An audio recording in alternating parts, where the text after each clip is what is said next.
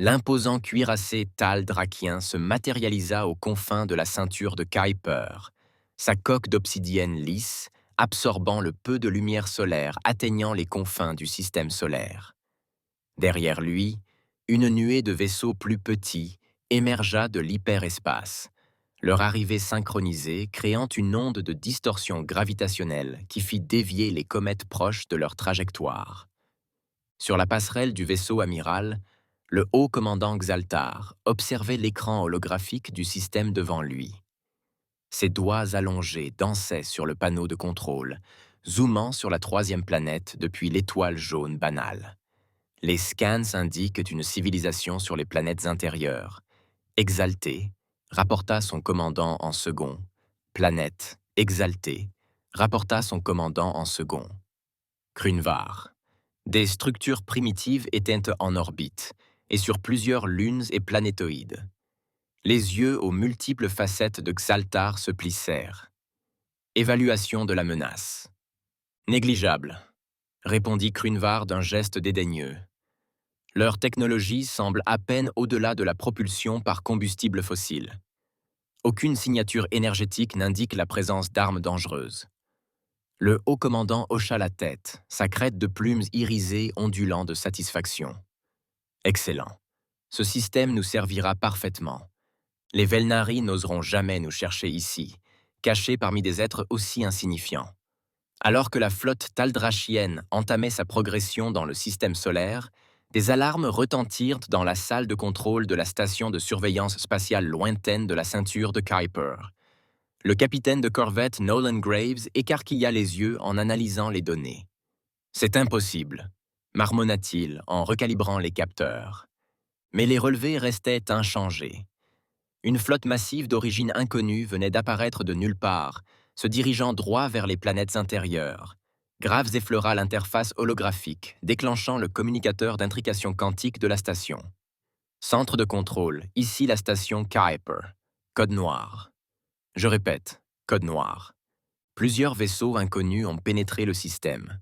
Ils sont imposants, rapides et se dirigent vers nous. Sur Terre, au centre de commandement souterrain de la Force de défense terrestre unie, FDUI, le général Dorian Vance a reçu la transmission. Son visage est resté impassible, mais une lueur d'inquiétude s'est manifestée dans ses yeux. « Sonneur l'alerte », a-t-il ordonné d'une voix calme mais autoritaire. « Je veux que tous les réseaux de défense planétaire soient opérationnels et que notre flotte furtive soit prête au déploiement. Et obtenez-moi une ligne sécurisée avec le Conseil galactique. Nous devrons peut-être appeler nos marqueurs. » Alors que l'EDF entrait en action, la flotte taldrachienne atteignait l'orbite de Neptune.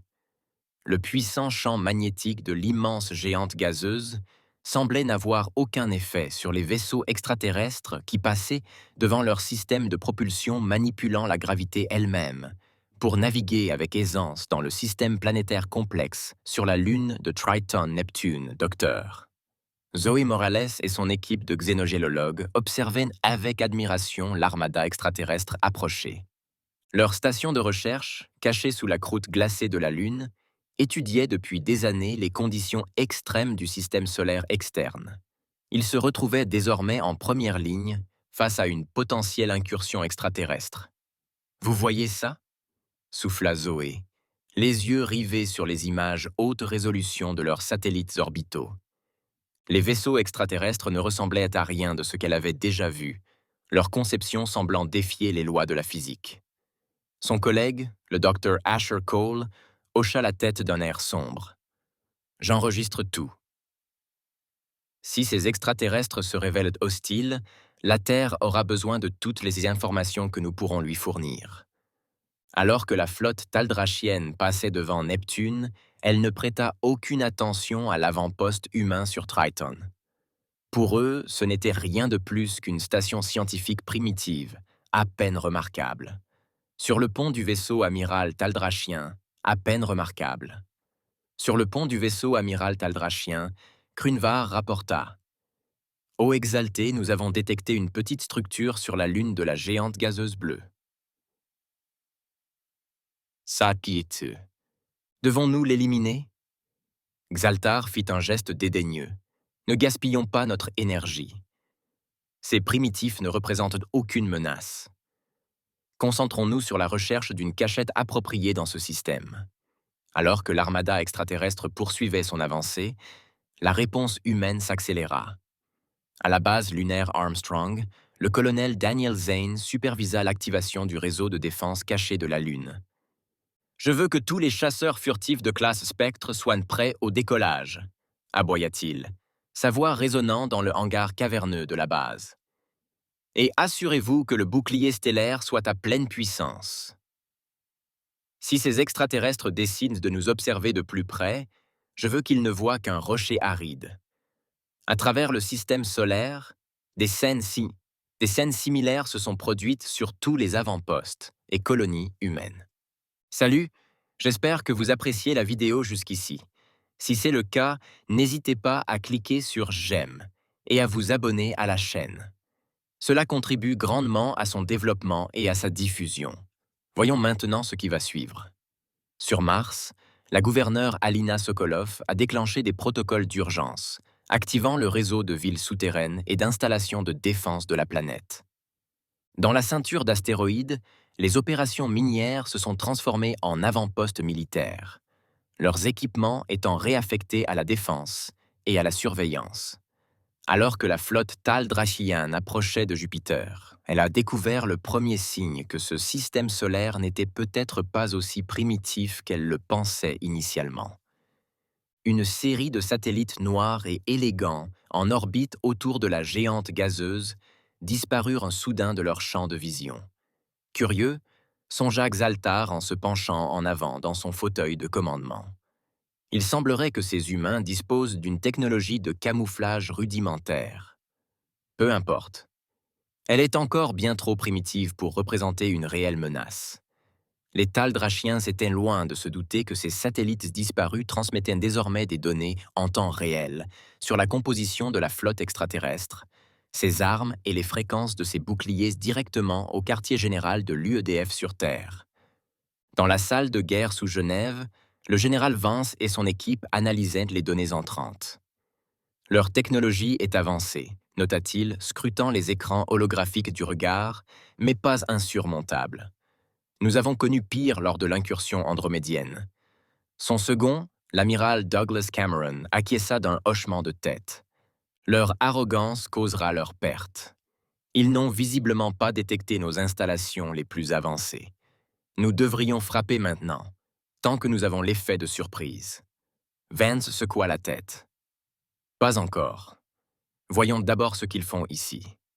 S'ils ne font que passer, nous éviterons peut-être un bain de sang inutile, mais ne vous y trompez pas, nous serons prêts s'ils tentent quoi que ce soit. Lorsque la flotte taldrachienne entra dans la ceinture d'astéroïdes, elle rencontra son premier véritable obstacle. Le champ dense de corps rocheux posait un défi de navigation, même pour leurs vaisseaux avancés. Exaltés, rapporta Krunvar, nos capteurs détectent des mouvements inhabituels dans le champ d'astéroïdes. Certains des plus gros corps semblent se déplacer à contre-courant de leur trajectoire orbitale. Xaltar plissa les yeux. Impossible. Les primitifs ne pouvaient sans pas disposer de la technologie nécessaire pour manipuler des corps célestes de cette taille. Mais le haut commandant avait tort. Au cœur de Cérès, le plus grand objet de la ceinture d'astéroïdes, l'ingénieur en chef Victor Lowe et son équipe s'employaient à le faire. Grâce à un réseau de manipulateurs gravitationnels, ils modifiaient subtilement les orbites d'astéroïdes clés, créant un labyrinthe en constante évolution que la flotte extraterrestre allait devoir parcourir. « Laissons les choses se dérouler au hasard », ordonna Lowe à son équipe, ses doigts dansant sur les commandes holographiques. « Nous voulons qu'ils croient qu'il s'agit de turbulences naturelles. Plus nous les retarderons, plus la Terre aura le temps de se préparer. » Tandis que la flotte taldrachienne progressait prudemment dans la ceinture d'astéroïdes, les préparatifs secrets des humains se poursuivaient. Sur Vénus, sous les épais nuages acides de la planète, le docteur Talia Morozov et son équipe travaillaient d'arrache-pied dans une installation secrète. Les données gravitationnelles que nous recevons de la flotte extraterrestre sont révolutionnaires, s'exclama Talia, les yeux brillants de curiosité scientifique malgré la situation critique. Si nous parvenions à rétroconcevoir leur système de propulsion, nous pourrions faire un bond en avant dans notre propre technologie. Sa collègue, le docteur Ahmed Hassan, leva les yeux de ses propres calculs. En supposant que nous survivions à cette rencontre, vous voulez dire. Avez-vous progressé sur les modifications du bouclier déflecteur?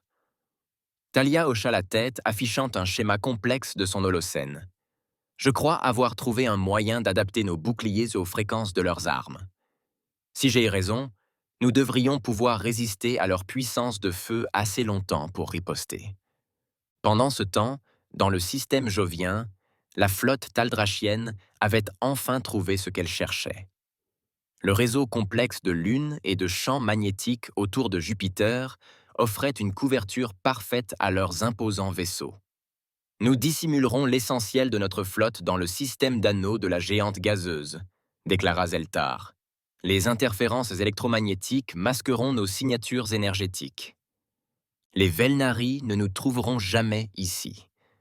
Tandis que les vaisseaux extraterrestres commençaient à manœuvrer pour se positionner, ils ignoraient le réseau de satellites furtifs et de bases secrètes disséminées sur les lunes de Jupiter. Sur Ganymède, Europe et Callisto, des observateurs humains observaient et attendaient, recueillant des renseignements cruciaux sur les moindres faits et gestes des envahisseurs.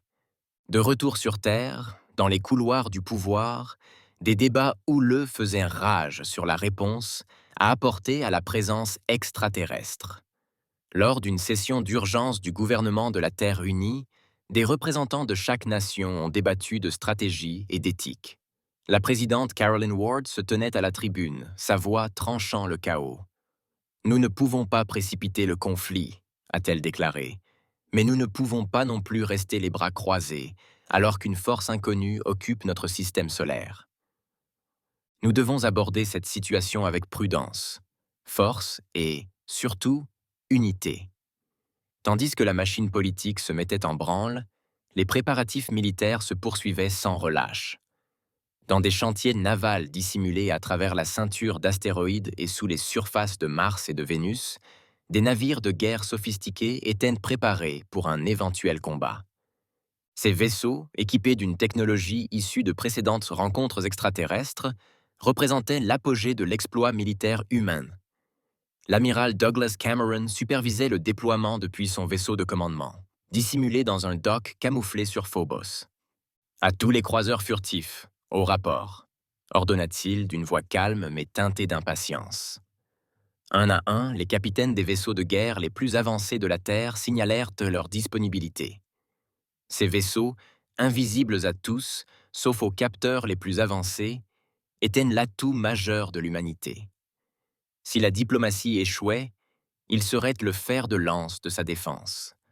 Tandis que la flotte taldrachienne s'installait dans ses cachettes autour de Jupiter, elle ignorait totalement l'importante présence humaine dans tout le système solaire. Leurs scans, concentrés sur la recherche de signes de technologie primitive, avaient manqué les preuves soigneusement dissimulées d'une civilisation bien plus avancée. Le haut commandant Xaltar était allongé dans son fauteuil de commandement, un sourire satisfait se dessinant sur ses traits extraterrestres.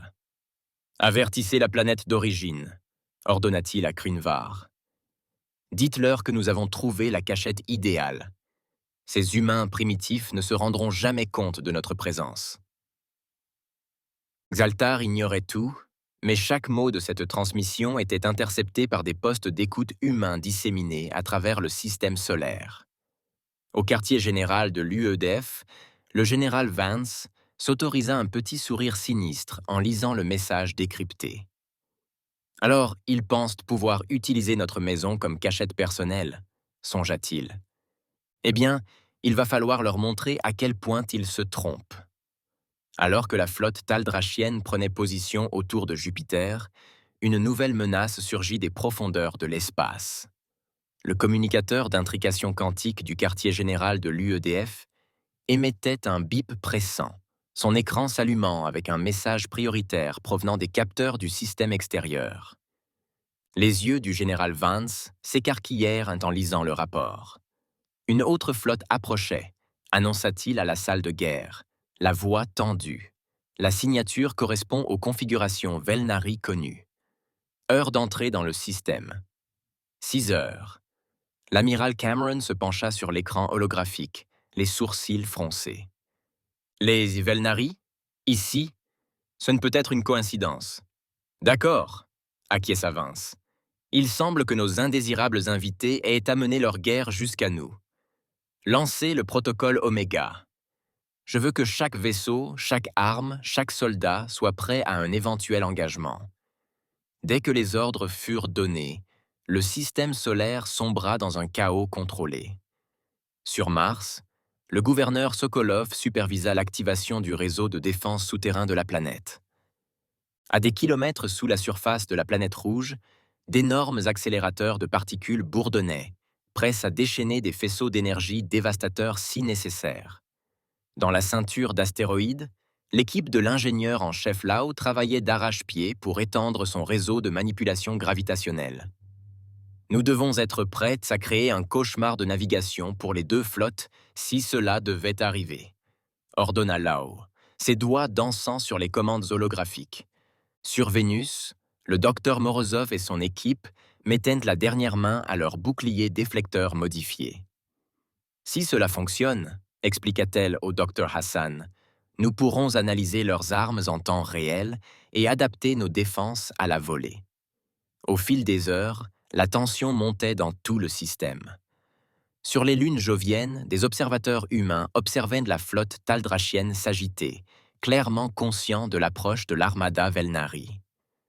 Sur le pont du vaisseau amiral taldrachien, le haut commandant Xaltar grogna de frustration. Comment nous ont-ils trouvés si vite? Krunvar, prépare la flotte. Nous allons écraser cette vermine Velnari avant qu'elle ne puisse nous signaler notre position. Alors que les vaisseaux taldrachiens commençaient à quitter leur cachette parmi les lunes de Jupiter, ils restèrent inconscients des satellites furtifs humains qui traquaient leurs moindres faits et gestes.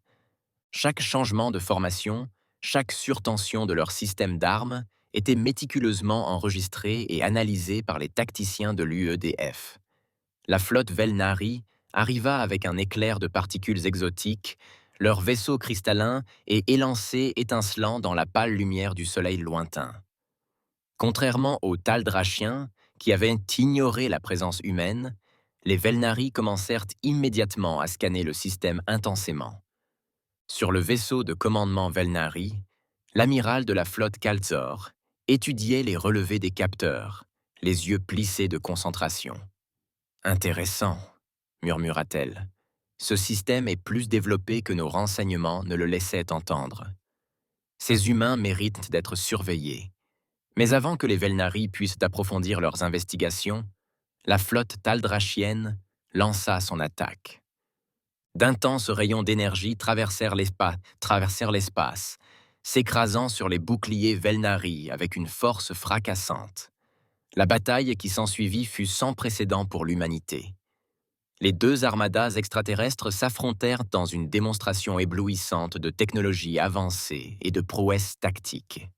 Des armes déformant la structure même de l'espace-temps furent déployées, créant des puits de gravité localisés qui écrasèrent les vaisseaux pris dans leur force d'attraction. Depuis leur poste d'observation dissimulé à travers le système solaire, les humains observaient avec stupeur et terreur.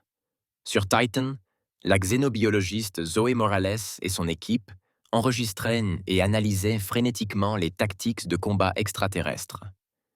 Leurs manœuvres, souffla-t-elle, opèrent avec une perception spatiale dont nous n'avons que théorisé l'existence.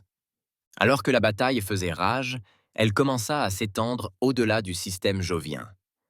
Un groupe de croiseurs taldrachiens, poursuivis par des intercepteurs Velnari, s'approcha dangereusement de Mars. Des armes énergétiques jaillirent et, soudain, l'un des imposants régulateurs environnementaux de la surface martienne explosa en une boule de plasma. La voix du gouverneur Sokolov grésillait sur les canaux d'urgence, étranglée par une panique contenue. « Nous avons perdu le dôme 17, des milliers de colons, disparus en un instant. La destruction ne se limitait pas à Mars. Dans la ceinture d'astéroïdes, stations minières et avant-postes de recherche se retrouvèrent pris entre deux feux. L'espace autour de Cérès devint un champ de débris de roches brisées et de métal tordu, vestiges d'installations humaines et de vaisseaux de guerre extraterrestres. De retour sur Terre, la présidente Ward prit la parole lors d'une session d'urgence du gouvernement de la Terre unie. Nous ne pouvons rester les bras croisés pendant que notre système solaire devient le champ de bataille de guerres extraterrestres, déclara-t-elle d'une voix pleine de détermination. Mais nous ne pouvons pas non plus nous précipiter tête baissée dans un conflit que nous ne comprenons pas pleinement. Nous devons être stratégiques et surtout protéger notre peuple.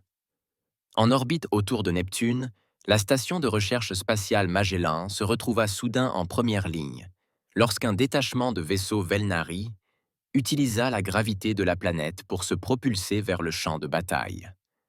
Le commandant de la station, le colonel Samuel Mansour, prit en une fraction de seconde une décision qui allait changer le cours du conflit. « Activez le moteur spectral », ordonna-t-il d'une voix ferme malgré le chaos qui éclatait autour de lui. La station massive scintilla et disparut de la vue. Sa technologie de camouflage révolutionnaire la cacha des capteurs extraterrestres tandis que Magellan disparaissait de la vue. Ces puissants capteurs restèrent actifs, collectant des données cruciales sur les deux flottes extraterrestres. Ces informations, transmises à la Terre par intrication quantique, allaient s'avérer précieuses dans les heures qui suivirent. La bataille continua de s'intensifier, les deux camps déployant des armes toujours plus puissantes. Un cuirassé taldrachien tira ce qui semblait être un trou noir miniature, son attraction gravitationnelle déchirant 3 croiseurs Velnari en représailles. Les Velnari lancèrent un essaim de nanorobots autoréplicateurs qui commencèrent à ronger les coques des vaisseaux taldrachiens, tandis que le conflit s'intensifiait. De plus en plus d'avant-postes et d'installations humaines se retrouvèrent en danger. La base de recherche sur Europe, enfouie sous la croûte glacée de la Lune, détecta d'énormes pics d'énergie approchant de leur emplacement. Le docteur Asher Cole, chercheur principal de la base, n'hésita pas. « Déclenchez les protocoles d'urgence », ordonna-t-il. « Activez les déphaseurs. » Dans un exploit d'ingénierie qui aurait semblé magique il y a quelques décennies à peine, la base Europe tout entière fut légèrement décalée par rapport à l'espace-temps normal. Les armes énergétiques en approche traversèrent sans danger la base, leurs capteurs n'enregistrant que de la glace. Cependant, tous les avant-postes humains n'ont pas eu cette chance.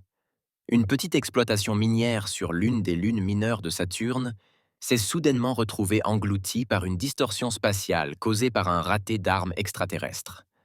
Lorsque la distorsion s'est dissipée, la Lune entière et tous ses habitants ont tout simplement disparu, comme si elle n'avait jamais existé. Les pertes humaines s'accumulaient et les dégâts causés aux infrastructures humaines dans le système extérieur étaient considérables. Dans la salle de guerre de l'UEDF, le général Vance regardait défiler les rapports de pertes, le visage empreint d'une détermination farouche. « Nous avons perdu plus de 10 000 civils », rapporta l'amiral Cameron d'une voix lourde. L'ascenseur spatial Galileo est hors service. Le dôme 17 sur Mars a disparu. Et nous avons reçu des rapports faisant état de graves dommages à nos opérations minières dans la ceinture d'astéroïdes. Vance hocha lentement la tête, réfléchissant à des stratégies potentielles. « Et nos moyens militaires ?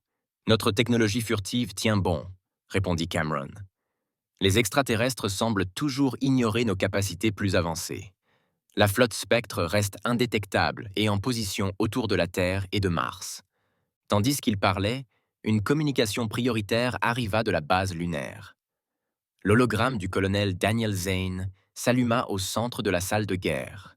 « Général, nous venons de terminer l'analyse des signatures d'armes extraterrestres, » rapporta-t-il. « L'équipe du Dr Morozov pense pouvoir adapter nos boucliers pour résister à leurs attaques, au moins temporairement. » C'était le moment tant attendu par Vance. Il se tourna vers l'hologramme du président Ward, debout en silence dans un coin de la pièce. « Madame la Présidente, une opportunité s'offre à nous. Notre technologie furtive tient bon, et nous disposons désormais d'une défense contre leurs armes. En attaquant maintenant, nous pourrons mettre fin à ce conflit avant qu'il ne détruise tout notre système. L'hologramme de Ward vacilla tandis qu'elle examinait les options. Le poids de la décision transparaissait dans ses yeux. Le bilan des victimes. Tant de vies perdues. Elle marqua une pause, puis se redressa, sa résolution se renforçant visiblement. Vous avez raison, général. Nous ne pouvons pas laisser cela continuer. Vous avez mon autorisation. Intervenez et mettez fin à ce conflit. Vance hocha vivement la tête, puis se tourna vers la salle remplie des plus grands esprits militaires de la Terre. Vous avez entendu le président. Il est temps de montrer à ces extraterrestres qu'ils ont commis une grave erreur en déclenchant leur guerre chez nous. Il fit apparaître un affichage holographique du système solaire, affichant les positions des 2 flottes extraterrestres et des forces humaines cachées. Amiral Cameron, je veux que la flotte Spectre soit en position pour attaquer simultanément les 2 armadas extraterrestres. Colonel Zane, préparez les propulseurs de masse des bases lunaires. Dr Morozov, chargez immédiatement ces modifications de bouclier sur tous nos vaisseaux. Alors que ces ordres étaient pris en compte et que la salle s'animait, Vance s'autorisa un sourire sinistre. Les extraterrestres avaient gravement sous-estimé les capacités de l'humanité, et ils allaient en apprendre les conséquences. À travers le système solaire, les forces cachées de l'humanité allaient être révélées. Sur Mars, le gouverneur Sokolov s'apprêtait à dévoiler les véritables défenses de la planète. Sous le sable rouge, d'énormes canons, bien au-delà de ce que les extraterrestres croyaient capables de faire aux humains, se chargeaient. Dans la ceinture d'astéroïdes, l'équipe de l'ingénieur en chef Lao finalisait son réseau de manipulation gravitationnelle. D'une simple pression sur un bouton, il pouvait transformer toute la ceinture en un piège mortel tourbillonnant pour tout vaisseau pris au piège. Sur Vénus, le docteur Morozov observa les modifications de ses boucliers se transmettre à tous les vaisseaux et installations humains du système. « Qu'ils nous ignorent maintenant », murmura-t-elle d'une voix emplie de fierté. Tandis que les forces humaines se préparaient à se dévoiler et à rejoindre la mêlée, la bataille extraterrestre continuait de faire rage, inconsciente de la tempête qui s'apprêtait à les écraser. Les Taldrachiens et les Velnari, si absorbés par leurs anciennes rancunes et leur technologie avancée, avaient oublié un fait crucial. Ils avaient mené leur guerre au mauvais endroit. L'humanité, longtemps sous-estimée et ignorée par la communauté galactique, allait rappeler à l'univers pourquoi la Terre n'était pas un monde à prendre à la légère. Dans des bases secrètes et des vaisseaux occultés à travers le système solaire, hommes et femmes se préparèrent au combat à venir. Les prochaines heures allaient déterminer le sort non seulement de l'humanité, mais potentiellement de la galaxie entière. Car si la Terre parvenait à résister non pas à une, mais à 2 armadas extraterrestres avancés, cela provoquerait une onde de choc dans l'ordre cosmique. Dans la salle de guerre de l'UEDF, le général Vance prit une profonde inspiration, la main sur le bouton qui lancerait l'humanité dans une guerre interstellaire. Il regarda ses collègues dirigeants autour de lui, lisant dans leurs yeux le même mélange de détermination et d'anxiété qu'il ressentait. « Pour la Terre », dit-il simplement, et il appuya sur le bouton. À travers le système solaire, les flottes et les défenses cachées de l'humanité s'activèrent. Le piège était tendu, les dés étaient jetés. Le véritable test de l'ingéniosité et du courage humain allait commencer. Alors que le général Vance appuyait sur le bouton, une vague d'activité se répandit dans tout le système solaire. Des bases cachées sur des lunes et des astéroïdes s'animèrent, leur surface camouflée se détachant pour révéler des réseaux d'armes et des baies de lancement étincelants. Dans les profondeurs de l'espace, d'immenses structures, endormies depuis des années, commencèrent à s'agiter, leurs moteurs à fusion s'allumant dans une lueur bleu-blanc qui éclipsait les étoiles proches. La flotte Spectre, le secret le mieux gardé de la Terre, se dévoila en parfaite synchronisation. Des vaisseaux anguleux et élégants, aux coques noires mat qui semblaient absorber la lumière, apparurent à des emplacements stratégiques dans tout le système. Leur apparition soudaine provoqua une onde de choc à travers les deux flottes extraterrestres, interrompant momentanément leur combat, les capteurs peinant à décrypter les nouveaux arrivants. La voix de l'amiral Cameron grésilla dans les communications sécurisées. À tous les vaisseaux, ici Cameron. Vous avez vos cibles. Souvenez-vous de votre entraînement. Souvenez-vous de ce pourquoi nous nous battons.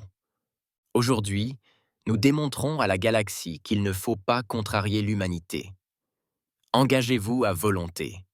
La contre-attaque humaine a débuté par une démonstration de précision tactique qui a laissé les Taladrachiens et les Velnari sous le choc. Les vaisseaux spectres ont exécuté des micro-sauts, apparaissant et disparaissant à des intervalles de quelques fractions de secondes, déclenchant des barrages de rayons de particules exotiques avant de disparaître à nouveau. Les boucliers avancés des extraterrestres, conçus pour résister aux armes les plus puissantes connues, vacillèrent et cédèrent sous l'assaut d'une technologie humaine qu'ils n'avaient jamais rencontrée auparavant. Sur le pont du vaisseau amiral Taldrachien, le haut commandant Xaltar observa, incrédule, les formations de sa flotte s'effondrer. « Impossible », murmura-t-il, sa crête de plumes irisées flamboyant d'agitation. Comment peuvent-ils posséder une telle technologie? Son officier tactique, peinant à déchiffrer les données des capteurs, secoua la tête, perplexe. Exaltés, ce sont des vaisseaux. Ils utilisent un système de propulsion inédit. C'est comme s'ils manipulaient la structure même de l'espace-temps. Pendant ce temps, sur le vaisseau de commandement Velnari, l'amiral Kalzor écarquilla les yeux en observant le chaos qui se déroulait. « Ce ne peuvent pas être les mêmes primitifs que nous avons détectés plus tôt, siffla-t-elle, ses tentacules se tordant d'agitation. Scannez à nouveau la planète. Il doit y avoir une explication. Mais le temps manquait pour une analyse plus approfondie. L'attaque humaine se poursuivait, implacable et dévastatrice par sa précision. Sur Mars, le gouverneur Sokolov donna l'ordre de dévoiler les véritables défenses de la planète. La surface de la planète rouge sembla onduler tandis que d'énormes canons émergeaient de silos souterrains cachés. Ce n'étaient pas des armes ordinaires. Chaque barillet abritait un accélérateur de particules miniaturisées, capable de tirer des flots de projectiles proches de la vitesse de la lumière, avec une précision dévastatrice. « Visez les plus grandes concentrations de vaisseaux ennemis », ordonna Sokolov d'une voix ferme malgré le chaos qui régnait autour d'elle. « Feu à volonté ». Le réseau de défense martien s'activa avec une fureur qui prit les flottes extraterrestres complètement au dépourvu. Des flots de particules hyper-accélérées se dispersèrent dans l'espace, transperçant boucliers et coques comme s'ils étaient en papier. Les vaisseaux taladrachiens et Vénari commencèrent à s'effondrer, leurs puissants vaisseaux de guerre réduits à de vastes nuages de débris. Dans la ceinture d'astéroïdes, le réseau de manipulation gravitationnelle de l'ingénieur en chef Lau s'activa. Grâce à une série de calculs complexes, Lau et son équipe ont commencé à modifier simultanément les orbites de milliers d'astéroïdes. L'espace entre Mars et Jupiter s'est transformé en un tourbillon de roches et de glace, piégeant des escadrilles entières de vaisseaux extraterrestres dans une danse mortelle de corps célestes. « Redirection Cérès !» ordonna Lau, ses doigts parcourant les commandes holographiques. « Accueillons dignement nos amis. » La planète naine de près de 1000 km de diamètre se mit à se déplacer avec une vitesse et une précision surnaturelles. Elle fonça au cœur de la flotte taldrachienne. Son attraction gravitationnelle déchira les vaisseaux et dispersa les survivants, pris de panique, près de Vénus. Les boucliers modifiés du docteur Marazov furent mis à rude épreuve lorsqu'un groupe de croiseurs Velnari, fuyant le carnage dans le système intérieur, ouvrit le feu sur les défenses humaines. Les armes énergétiques, qui avaient transpercé les boucliers taldrachiens comme du papier de soie, s'écrasèrent sans faire de dégâts contre la barrière scintillante entourant les avant-postes vénusiens. Les boucliers étaient à 98% de leur capacité, rapporta l'un des assistants de Morozov, une pointe d'admiration dans la voix. Nous ne nous contentons pas de dévier leurs attaques, nous absorbons l'énergie. Morozov s'autorisa un bref sourire triomphant. Excellent. redirige l'énergie absorbée vers le canon principal. Montrons-leur ce qui arrive quand ils se battent dans notre jardin. La surface de Vénus ondulait lorsqu'une énorme plateforme d'armes surgit des nuages toxiques de la planète. Il chargea dans un bourdonnement inquiétant, tirant son énergie non seulement de ses propres générateurs, mais aussi des attaques des vaisseaux Velnari. Lorsqu'il tira, ce fut comme la naissance d'une nouvelle ère d'étoiles. Une lance d'énergie pure fusa à travers le système solaire, transperçant vaisseau après vaisseau, laissant derrière elle une traînée de destruction. Les croiseurs Velnari, pris au dépourvu par la contre-attaque soudaine, tentèrent de se regrouper, mais leur formation, si efficace contre les ennemis conventionnels, se révélèrent terriblement insuffisantes face à l'assaut humain imprévisible et dévastateur. Les forces ennemies se révélèrent terriblement inefficaces face à l'assaut humain imprévisible et dévastateur. En orbite lunaire, la bataille prit une tournure désastreuse. Un groupe de destroyers taldrachiens, conscient de la menace posée par les défenses humaines, lança une attaque désespérée contre le plus grand avant-poste lunaire. Leurs tirs submergèrent et chargèrent les boucliers de la station et, pendant un instant haletant, on crut que des milliers de vies seraient perdues. Mais l'ingéniosité de l'humanité brilla une fois de plus. Alors que la coque extérieure de la station commençait à se fissurer, des champs de force d'urgence se mirent en place, compartimentant les dégâts. Des drones de réparation automatisés se déployèrent, colmatant les brèches au fur et à mesure de leur formation. Le colonel Daniel Zane, commandant les défenses lunaires, n'en perdit pas une miette. « Activez les moteurs de masse », ordonna-t-il d'une voix calme malgré le chaos environnant. Il était temps de sortir les poubelles. La surface lunaire explosa tandis que des dizaines de canons électromagnétiques, chacun de la taille d'un gratte-ciel, émergeaient de bunkers cachés. Ces armes, conçues pour lancer des charges utiles vers les confins du système solaire, tournèrent alors leur immense puissance contre les vaisseaux taldrachiens attaquants. Des projectiles accélérés à une fraction significative de la vitesse de la lumière jaillirent de la surface lunaire. L'énergie cinétique libérée était stupéfiante. Les vaisseaux taldrachiens, malgré leurs boucliers perfectionnés, n'avaient aucune chance. La première salve à elle seule réduisit la moitié des forces attaquantes à des nuages de plasma en expansion. Alors que la bataille faisait rage, les forces humaines commencèrent à repousser les envahisseurs extraterrestres. La flotte Spectre, opérant avec une coordination sans précédent, a systématiquement ciblé et éliminé les vaisseaux extraterrestres qui s'aventuraient trop près de la Terre. Les suites ECM avancées ont perturbé les systèmes de ciblage extraterrestres tandis que les frappes ciblées des chasseurs furtifs ont désactivé les systèmes clés des plus gros vaisseaux de la ceinture de Kuiper, réveillant ainsi les plateformes de défense longtemps endormies. Ces structures massives cachées parmi les corps glacés au bord du système solaire ont commencé à émettre de puissants champs gravitationnels. Des vaisseaux extraterrestres tentant de fuir se retrouvèrent piégés dans ces puits de gravité artificielle, leurs moteurs s'épuisant inutilement face à des forces qu'ils ne comprenaient pas. De retour dans le système intérieur, un escadron de vaisseaux humains exécuta une manœuvre audacieuse près de Mercure. Profitant de la chaleur intense et des radiations de la planète comme couverture, ils lancèrent une attaque surprise contre un groupe de combat Velnari. Les extraterrestres, leurs capteurs aveuglés par l'interférence solaire, n'ont pas vu l'attaque arriver. En quelques minutes, la fierté de la flotte Velnari a été réduite à l'état d'épave à la dérive. Sur Terre, dans les profondeurs de la fosse des Mariannes, une installation secrète a pris vie. D'immenses portes se sont ouvertes au fond de l'océan, et des abysses a surgi une flotte de vaisseaux biomécaniques aux lignes pures. Ces vaisseaux, fruits d'une technologie extraterrestre rétroconçue et d'innovations humaines de pointe, entrèrent en action avec des effets dévastateurs. Leurs coques organiques s'adaptèrent en temps réel aux attaques à ennemis, tandis que leurs armes, fusion de systèmes biologiques et technologiques, dépassèrent aisément les défenses extraterrestres. En orbite proche de la Terre, un groupement tactique Velnari qui tentait d'établir un blocus se retrouva soudain attaqué de toutes parts. Des vaisseaux humains surgirent hors de nulle part, leurs armes perçant les défenses extraterrestres avec une efficacité redoutable. En quelques minutes, le blocus fut brisé, ses vestiges se dispersant dans la confusion. L'espace autour de la Terre devint un cimetière de vaisseaux extraterrestres.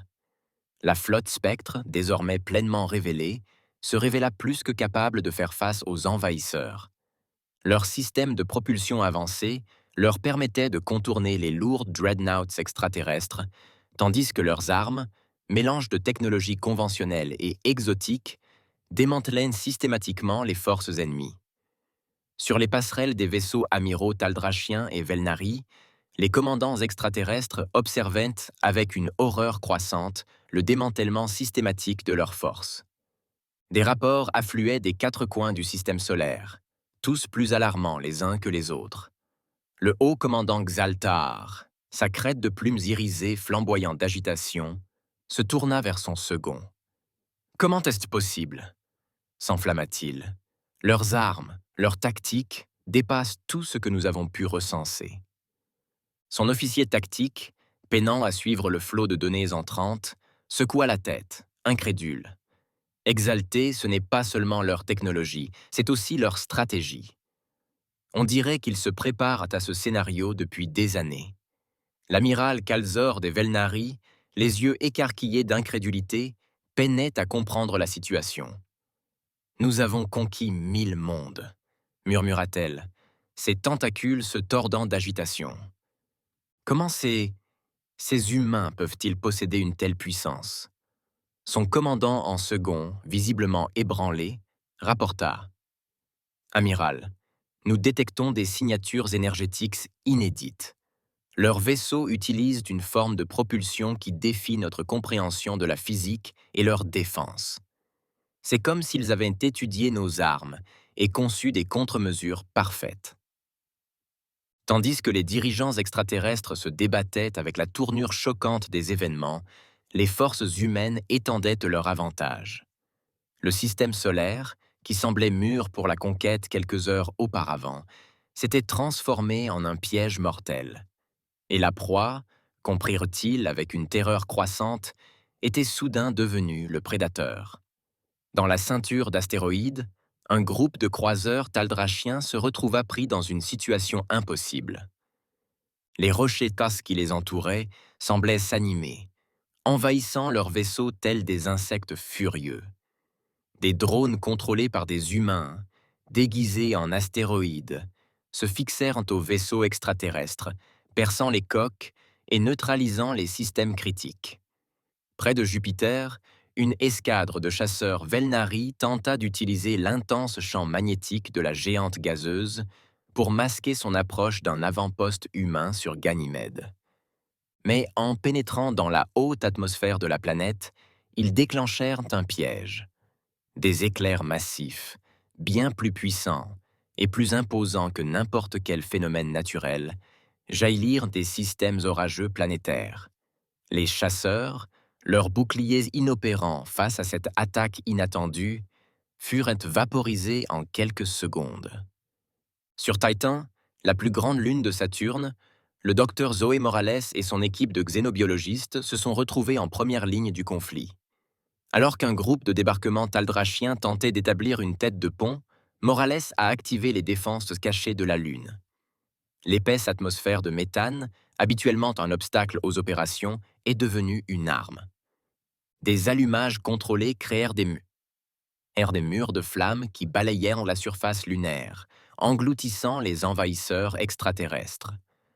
De retour sur Terre, dans la salle de guerre de l'UEDF, le général Vance observa la bataille se dérouler avec une satisfaction sombre.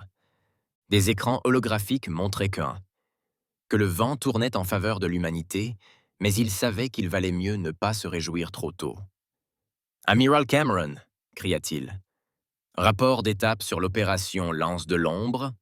L'hologramme de Cameron s'alluma à côté de lui. L'opération se déroule comme prévu, général. Nos infiltrés furtifs ont réussi à pénétrer dans les vaisseaux amiraux taldrachiens et Velnari. Ils se dirigent maintenant vers les centres de commandement. Vance hocha la tête. C'était l'étape la plus cruciale et la plus dangereuse de leur stratégie. Alors que la bataille principale faisait rage à travers le système solaire, des équipes d'élite d'agents humains s'étaient glissées à bord des vaisseaux de commandement extraterrestres. Leur mission: capturer les chefs des deux flottes et mettre un terme définitif au conflit. Alors que la contre-offensive humaine prenait de l'ampleur, les forces extraterrestres se retrouvaient de plus en plus dépassées et débordées. Des vaisseaux autrefois invincibles tombaient désormais sous les armes humaines avec une régularité alarmante. Les tactiques utilisées pour conquérir d'innombrables mondes se révélèrent inefficaces face à un ennemi qui semblait anticiper chacun de leurs mouvements. Dans une tentative désespérée de renverser la situation, un groupe de combat taldrachien tenta de s'enfuir vers la Terre, espérant exploiter la population de la planète comme levier. Mais, en approchant, ils se heurtèrent à une défense inimaginable. Un champ d'énergie scintillant enveloppa la planète entière, déviant sans effort leurs armes les plus puissantes. À l'insu des extraterrestres, ce bouclier planétaire était l'aboutissement de décennies de recherche, combinant l'ingéniosité humaine à une technologie extraterrestre rétroconçue. Il témoignait de la détermination de l'humanité à protéger sa planète à tout prix. Alors que la bataille atteignait son paroxysme, les Taldrachiens, comme les Velnari, comprirent qu'ils avaient commis une erreur de jugement catastrophique. Le système solaire, qu'ils avaient écarté comme une cible facile, s'était révélé être une forteresse, défendue par une espèce dont les prouesses technologiques et l'acuité tactique surpassaient de loin les leurs. Les dirigeants extraterrestres, observant impuissants leur puissante flotte réduite à l'état de débris, commencèrent à réaliser l'ampleur de leur erreur de calcul. Ils étaient arrivés dans ce système en ne voyant que ce qu'ils s'attendaient à voir. Un monde primitif prêt à être exploité. Au lieu de cela, ils avaient trouvé un géant endormi qu'ils avaient bêtement réveillé. Alors que les vaisseaux humains s'emparaient de leur avantage, éliminant systématiquement la résistance extraterrestre restante près de la Terre, le message était clair.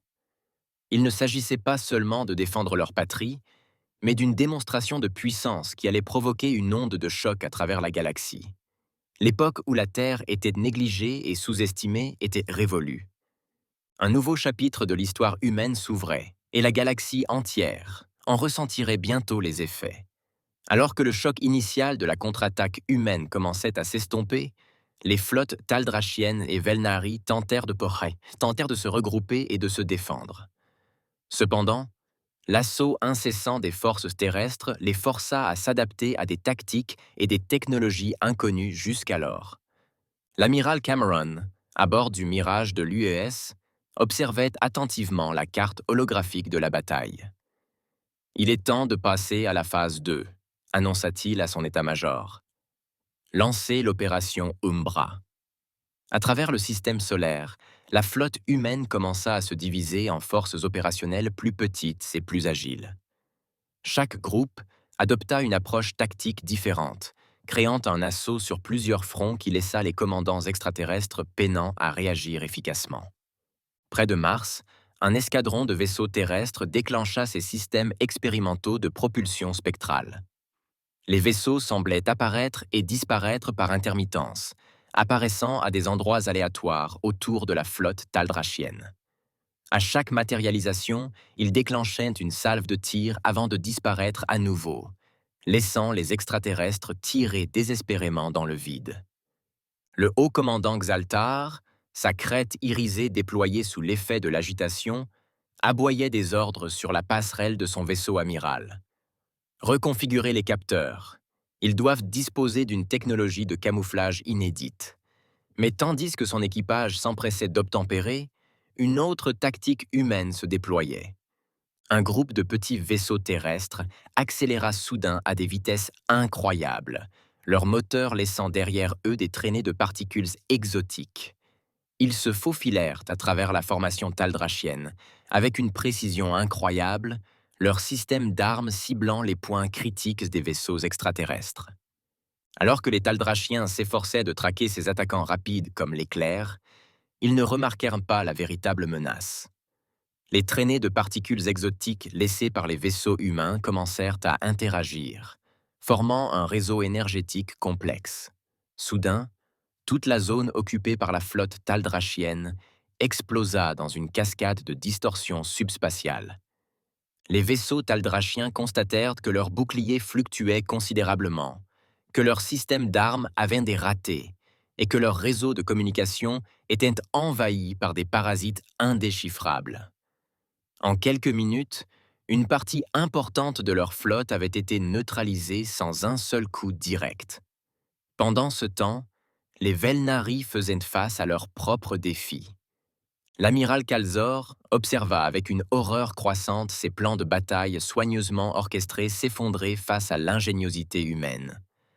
Un groupe de vaisseaux terriens avait pris position près de Vénus, profitant de la dense atmosphère de la planète pour se protéger. Soudain, ils commencèrent à lancer ce qui semblait être de simples projectiles cinétiques. Les capteurs Velnari les identifièrent comme des armes primitives, facilement déviées par leurs boucliers sophistiqués. Ce n'était qu'à quelques mètres de leur cible que les projectiles révélèrent leur véritable nature. Chacun d'eux se fendit, libérant une nuée de robots microscopiques. Ces nanorobots se répandirent rapidement sur les coques des vaisseaux Velnari, interagissant avec leur système et semant le chaos de l'intérieur. « Purgez les systèmes !»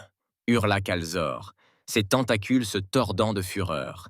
« Arrêtez toutes les fonctions non essentielles. » Mais il était trop tard. Les nanobots s'étaient déjà infiltrés trop profondément. À travers sa flotte, les vaisseaux commencèrent à perdre de la puissance, leurs moteurs crachotant tandis que les systèmes de survie vacillaient de façon inquiétante. Alors que les deux flottes extraterrestres chancelaient sous ces attaques inattendues, le gros des forces terrestres étendit son avantage. Les vaisseaux humains se déplaçaient avec une grâce coordonnée qui témoignait d'innombrables heures d'entraînement et de préparation. Chaque manœuvre, chaque déploiement d'armes était calculé avec précision pour un effet maximal. Dans la ceinture de Kuiper, un détachement de vaisseaux taldrachiens tenta de se regrouper et de lancer une contre-offensive. Mais alors qu'ils s'approchaient à toute vitesse du système intérieur, ils furent confrontés à une autre surprise humaine. Les corps glacés qui les entouraient s'animèrent soudain. Ce que les extraterrestres avaient pris pour de simples comètes et astéroïdes se révélèrent être des plateformes d'armes camouflées. Une pluie de rayons gravitons fusa, prenant les vaisseaux taldrachiens dans un tir croisé sans issue. De retour près de la Terre, les Velnari lancèrent une attaque désespérée contre les défenses orbitales de la planète. Leurs vaisseaux capitaux restants concentrèrent leurs tirs sur ce qu'ils percevaient comme un point faible de la formation humaine. L'espace d'un instant, leur pari sembla s'avérer payant. Plusieurs vaisseaux terrestres subirent de lourds dégâts, leurs coques percées par les puissantes armes Velnari. Mais la véritable nature de la stratégie défensive de l'humanité se révéla alors. Les vaisseaux endommagés, au lieu de battre en retraite, se rapprochèrent de leurs attaquants. Sous l'incrédulité des Velnari, les vaisseaux humains commencèrent à se dépouiller de leurs enveloppes extérieures. Ce qui semblait être des vaisseaux endommagés se transforma soudain en vaisseaux plus petits et encore plus agiles. Ces capsules de sauvetage envahirent les vaisseaux capitaux Velnari, se fixant à la coque et s'y enfonçant. L'amiral Kalzor reçut des rapports affolés de toute sa flotte. Des brèches internes sur plusieurs ponts, des entités inconnues abordant par les brèches de la coque. Impossible de les retenir. Le cours de la bataille avait bel et bien changé. Tant les Taldrachiens que les Velnari se retrouvèrent dans une bataille perdue d'avance, contre un ennemi qui semblait avoir un nombre infini d'atouts dans son sac. Dans la salle de guerre de l'UEDF, le général Vance s'autorisa un léger sourire de satisfaction. « Lancez la phase finale », ordonna-t-il. « Il est temps d'en finir. » À travers le système solaire, la flotte humaine commença à converger vers les vaisseaux amiraux extraterrestres. Mais alors même que la bataille principale faisait rage, de petits vaisseaux furtifs manœuvraient pour se positionner. Il s'agissait des équipes d'infiltration d'élite, chargées de la partie la plus dangereuse et cruciale de l'opération. À bord de l'USS Wraith, le lieutenant Joshua Cooper effectuait les dernières vérifications avec son équipe. Ils étaient à la pointe de l'iceberg, choisis pour leurs compétences uniques et leur courage inébranlable. Leur mission: infiltrer le vaisseau amiral taldrachien et capturer le haut commandant Xaltar. Souvenez-vous, a expliqué Cooper à son escouade, nous ne sommes pas là pour nous venger. Notre mission est de mettre fin à cette guerre au plus vite, en minimisant les pertes humaines. On fonce, on frappe fort, et on ressort avec la cible. Des questions? Les visages déterminés de son équipe lui disaient tout ce qu'il avait besoin de savoir. Ils étaient prêts. Alors que le spectre approchait du vaisseau amiral taldrachien, il activa son système de camouflage avancé. Le vaisseau sembla disparaître, devenant invisible non seulement aux yeux, mais aussi à tous les capteurs extraterrestres. Avec une précision experte, le spectre manœuvra aux côtés du vaisseau extraterrestre, beaucoup plus grand. Des grappins magnétiques se déployèrent, sécurisant le plus petit. Le vaisseau s'approcha de la coque du vaisseau amiral. Cooper et son équipe, vêtus d'exosquelettes élégantes qui amélioraient leur force et leur vitesse, se préparèrent à percer. Des torches coupantes s'allumèrent, tranchant la coque extraterrestre avec une facilité surprenante. En quelques instants, l'équipe d'infiltration était à l'intérieur, progressant rapidement dans les couloirs caverneux du vaisseau taldrachien. Pendant ce temps, une scène similaire se déroulait à bord du vaisseau amiral Velnari. Le capitaine Damien Vale guidait son équipe à travers les couloirs tortueux et organiques du vaisseau extraterrestre. Contrairement au vaisseau taldrachien, qui avait été percé par la force brute, l'infiltration du vaisseau amiral Velnari avait nécessité une approche plus subtile. Vale et son équipe avaient utilisé une technique audacieuse, se laissant absorber par le système de récupération de matière des Velnari. Leur combinaison spécialement conçue les avait protégés du processus, leur permettant de s'infiltrer à bord sans être détectés. Les deux équipes se lançaient alors dans une course contre la montre pour atteindre leurs objectifs. Ils rencontrèrent une résistance sporadique de la part des équipages extraterrestres, mais leurs armes et tactiques avancées leur donnèrent un avantage considérable. Sur la passerelle du vaisseau amiral taldrachien, le haut commandant Xaltar était de plus en plus désespéré. D'où viennent-ils? S'emporta-t-il, tandis que les rapports sur les infiltrés humains affluaient. Comment étaient-ils montés à bord? Ces questions trouvèrent réponse quelques instants plus tard, lorsque les portes de la passerelle explosèrent vers l'intérieur.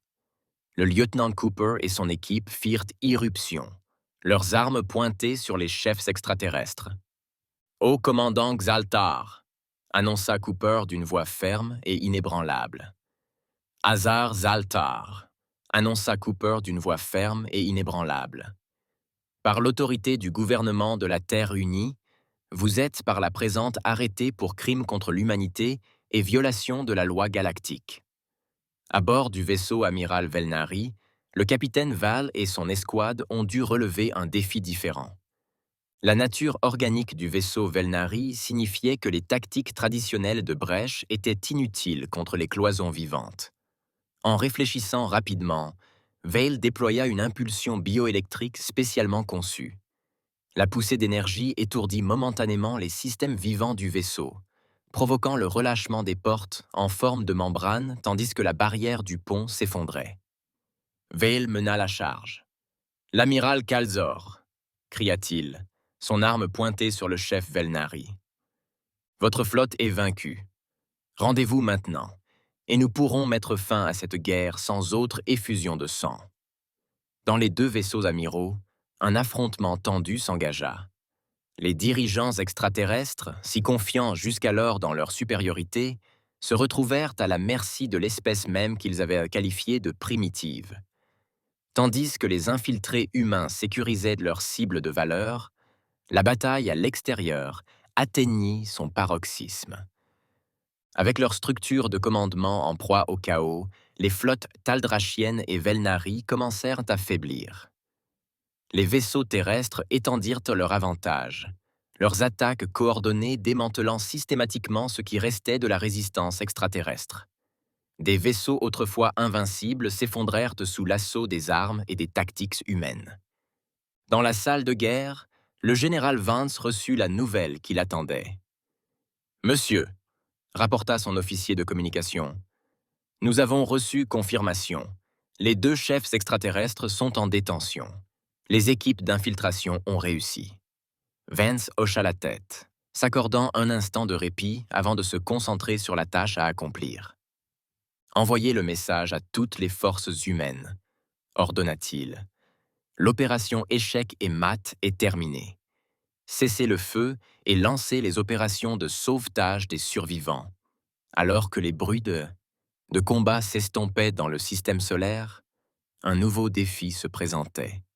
Les vestiges de 2 des flottes, les plus puissantes de la galaxie, flottaient désormais morts, dans l'espace, leurs équipages oscillant entre confusion, peur et admiration devant la puissance déployée par l'humanité. À bord des vaisseaux amiraux capturés, les équipes d'infiltration humaine entamèrent le délicat processus de sécurisation des prisonniers et de collecte de renseignements vitaux. Les données recueillies allaient être cruciales dans les jours à venir, alors que l'humanité se préparait à faire ses débuts sur la scène galactique.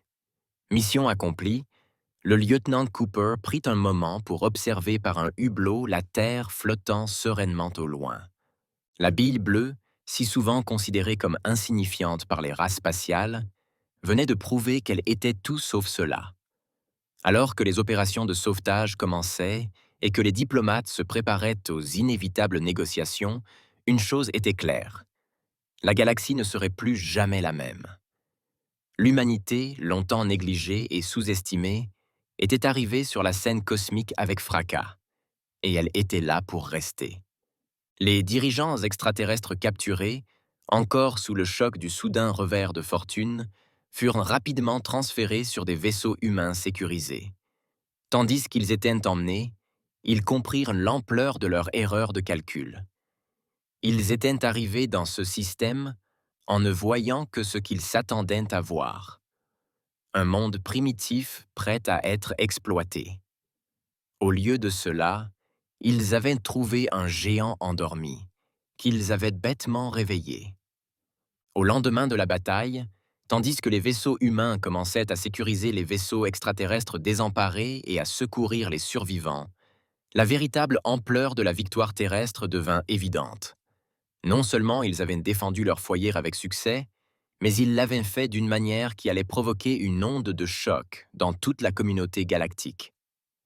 L'amiral Cameron, observant les conséquences depuis la passerelle du mirage de l'UES, s'autorisa un léger sourire. « Faites passer un message à la Terre », ordonna-t-il. « Le système solaire est sécurisé. Nous attendons de nouvelles instructions. » Tandis que le message était transmis, les équipages des vaisseaux terriens prirent un instant pour mesurer l'ampleur de leur exploit. Ils avaient affronté 2 des flottes les plus puissantes de la galaxie connue et en étaient sortis victorieux. C'était un témoignage de l'ingéniosité, du courage et de la détermination inébranlable de l'humanité à protéger son foyer. Mais alors même qu'ils célébraient leur victoire, de nouveaux défis se profilaient à l'horizon. Comment la galaxie entière réagirait-elle à cette démonstration de puissance humaine? Quelles seraient les conséquences de cette victoire? Et surtout, comment l'humanité utiliserait-elle sa nouvelle position sur la scène galactique? Pour l'instant, ces questions attendraient. Il y avait des blessés à soigner, des prisonniers à traiter et un système solaire à sécuriser. Mais une chose était sûre. La galaxie ne regarderait plus jamais la Terre du même œil. L'ère où l'humanité était négligée et sous-estimée était révolue.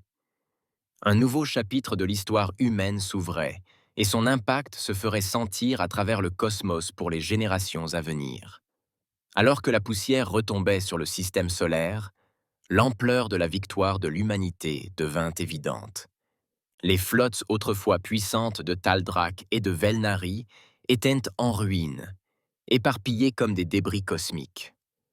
Les forces terrestres, faisant preuve d'une coordination et d'une prouesse tactique sans précédent, entamèrent le processus de sécurisation de leur triomphe durement acquis. L'amiral Cameron, debout sur le pont de l'UES Mirage, observait la carte holographique de la bataille. Sa voix, ferme et résolue, résonna sur le pont de commandement. Lancez les opérations de sauvetage. Priorisez le maintien en vie des vaisseaux endommagés, les nôtres comme les leurs. Nous ne sommes pas seulement vainqueurs aujourd'hui. Nous établissons la norme de conduite d'une civilisation avancée. À travers le système solaire, les vaisseaux terrestres se déplaçaient et avec détermination. Les équipages travaillèrent sans relâche pour sécuriser les vaisseaux extraterrestres désemparés et secourir les survivants. La technologie médicale avancée de la flotte humaine, autrefois cachée aux regards indiscrets, sauva désormais la vie de ceux qui, quelques heures auparavant, avaient cherché à détruire la Terre. Sur Mars, le gouverneur Sokolov supervisa la transformation d'installations militaires en centres médicaux d'urgence. Son annonce résonna dans tous les établissements. Ils étaient peut-être nos ennemis, mais ce sont des êtres sensibles dans le besoin. Nous leur montrerons la véritable force de l'humanité, non seulement au combat, mais aussi par la compassion. Ce sentiment se répercuta dans les avant-postes humains sur Titan. Le docteur Morales et son équipe de xénobiologistes travaillèrent d'arrache-pied pour adapter leurs connaissances médicales aux physiologies extraterrestres. Leurs efforts, nés d'un désir sincère de préserver la vie, quelle qu'en soit l'origine, contrastaient fortement avec l'insensibilité initiale des envahisseurs. Pendant ce temps, à bord des vaisseaux amiraux Taldrachiens et Velnari capturés, l'acte final de ce drame cosmique se déroulait. Le lieutenant Cooper et le capitaine Vale, à la tête de leurs équipes d'infiltration, avaient réussi à sécuriser leurs cibles de grande valeur. Il s'agissait maintenant de la délicate tâche d'extraire les chefs extraterrestres sans autre effusion de sang. Sur la passerelle du vaisseau amiral Taldrachien, le haut commandant Xaltar se retrouva dans une position inimaginable, prisonnier de son propre vaisseau. Son emblème irisé, autrefois fièrement dressé, s'aplatissait désormais contre sa tête, signe de défaite. Avez-vous une idée des conséquences? Le pouvoir que j'exerce sur la communauté galactique, il laissa échapper une voix rageuse et incrédule. Le lieutenant Cooper soutint le regard fixe des dirigeants extraterrestres. Avec tout le respect que je vous dois, ô commandant, il répondit d'une voix calme mais ferme. Je ne pense pas que vous compreniez la situation. Votre flotte est vaincue. Votre invasion contrecarrée, plus important encore. Vous avez violé de nombreux principes de la loi galactique. Nous ne défendons pas seulement notre foyer, nous défendons les principes que vous avez transgressés. Les yeux de Xaltar s'écarquillèrent, l'incertitude se lisant sur son visage. La loi galactique? Mais comment pourriez-vous... Cooper s'autorisa un léger sourire. Il y a beaucoup de choses que vous ignorez sur nous, ô commandant. Je vous suggère de réserver vos questions aux autorités compétentes. Une scène similaire se déroula à bord du vaisseau amiral Velnari. L'amiral Calzor, ses 4 yeux errant nerveusement entre le capitaine Vale et les soldats humains qui sécurisaient la passerelle, peinait à comprendre ce soudain retournement de situation. « Cela défie toute logique », murmura-t-elle, ses tentacules se tordant d'agitation. « Nous sommes les Velnari. On ne tombe pas dans les primitifs. » Vale, l'air détaché et professionnel, répondit d'un ton neutre. « Je pense qu'il est temps de réévaluer votre définition du primitif, amiral. Votre arrogance vous a coûté cher. Mais soyez assuré que vous serez traité équitablement et conformément aux normes galactiques de justice. » Alors que les chefs extraterrestres étaient sécurisés et préparés pour le transfert, le général Vance fut informé des captures réussies. Debout dans la salle de guerre de l'UEDF, entouré d'écrans holographiques montrant les conséquences de la bataille, il s'accorda un moment de calme satisfaction avant de donner ses ordres suivants. « Préparez les prisonniers pour un transport immédiat », ordonna-t-il d'une voix chargée d'histoire. « Nous les emmenons directement au Conseil galactique. Il est temps de montrer au cosmos que la Terre est prête à prendre sa place sur la scène interstellaire. La nouvelle de cette décision a provoqué une onde de choc parmi les équipages extraterrestres capturés. Des conversations chuchotées et des regards stupéfaits ont été échangés tandis que les implications s'imposaient. Ces humains, considérés comme insignifiants, possédaient non seulement la puissance militaire nécessaire pour vaincre deux des flottes, les plus puissantes de la galaxie, mais connaissaient aussi le Conseil galactique et semblaient le soutenir. À mesure que les préparatifs du voyage commençaient, le véritable niveau de progrès technologique de l'humanité devenait de plus en plus évident pour leurs ennemis vaincus. La flotte Spectre, désormais entièrement dévoilée, présentait des systèmes de propulsion et une technologie d'armement rivalisant, voire surpassant, tout ce qui se trouvait dans les arsenaux taldrachiens ou Velnari. Xaltar et Kalsor, désormais à bord d'un vaisseau de transport humain lourdement gardé, observaient, stupéfaits, les vaisseaux terriens manœuvrer sans effort à travers le champ de débris de la bataille. La précision et la rapidité avec lesquelles les humains naviguaient témoignaient d'un niveau de sophistication technologique qu'aucun des deux dirigeants extraterrestres n'aurait cru possible. Lors d'une vérification de routine des systèmes, Xaltar entendit deux ingénieurs humains discuter des subtilités du voyage à une vitesse supérieure à la lumière. Leur désinvolture face à des théories qu'il croyait hors de portée de la Terre lui fit froid dans le dos. Depuis combien de temps, se demandait-il, les humains possédaient-ils ce savoir? Et que cachaient-ils d'autre? Kalsor, quant à elle, fut impressionnée à contre-cœur par l'efficacité et le professionnalisme de l'équipage humain. Malgré les circonstances, elle fut traitée avec un respect qu'elle n'avait jamais eu. On s'attendait à ce qu'elle soit. Les soins médicaux lui furent prodigués sans hésitation. Ses besoins alimentaires furent satisfaits, et à aucun moment elle ne fut traitée comme un trophée de guerre.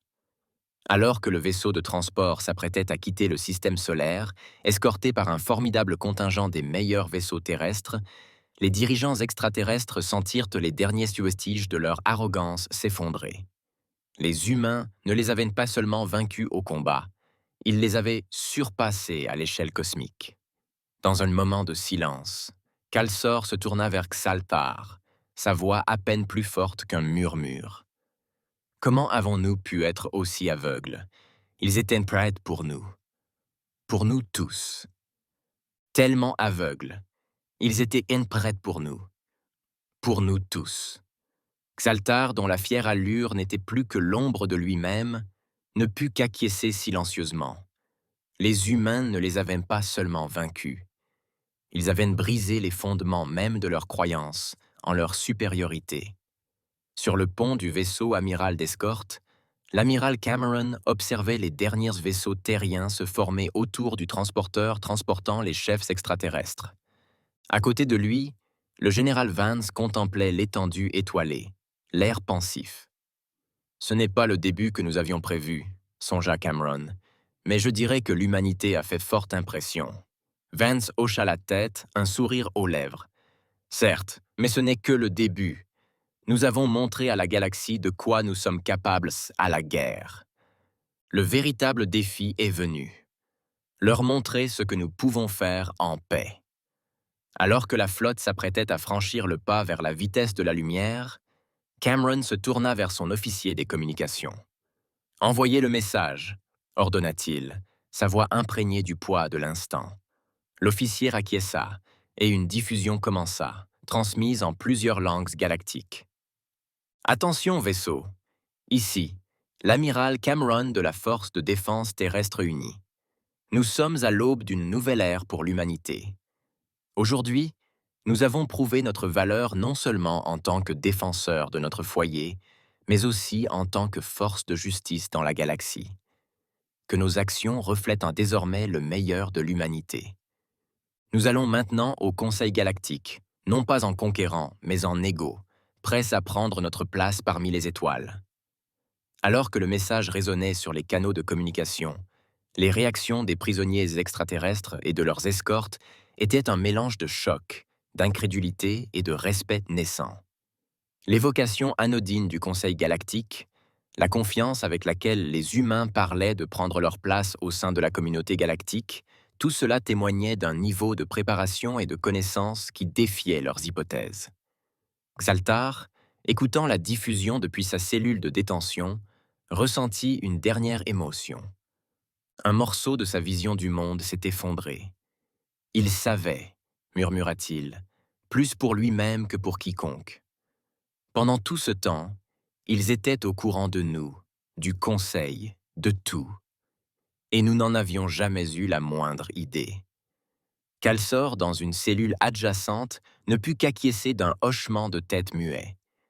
L'ampleur de leur erreur de calcul se précisait à chaque instant.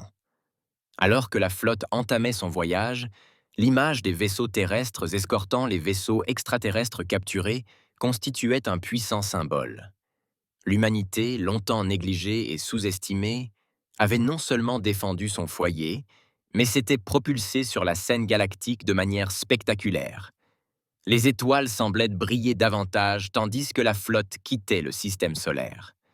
La Terre, autrefois considérée comme une insignifiante bille bleue aux confins d'une galaxie banale, s'était révélée être tout sauf elle. Alors que le dernier vaisseau franchissait l'héliopause, marquant la frontière officielle du système solaire, l'amiral Cameron s'autorisa un léger sourire.